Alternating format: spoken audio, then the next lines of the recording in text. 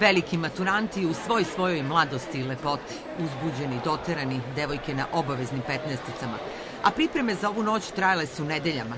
Cvetići imaju 2 maturantkinje, Dunji se haljina tek šije, a Ana je već sve kupila. Mislim, nekako sam uzbuđena zbog toga svega, zbog te cele ceremonije.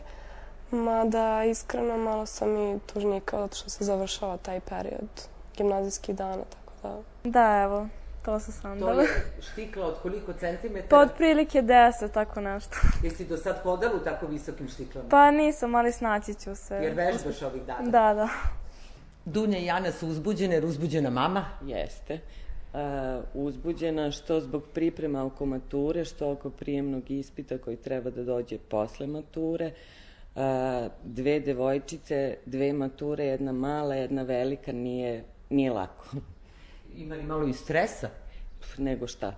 Ja mislim da očevi u ovoj situaciji nemaju nikakvo prava da se mešaju, zato što se sve odvija mimo njih i oni samo finansiraju 2 para cipela, 2 haljine, 2 frizera. Psiholozi kažu da su se proslave mature izmakle kontroli i postale stvar prestiža.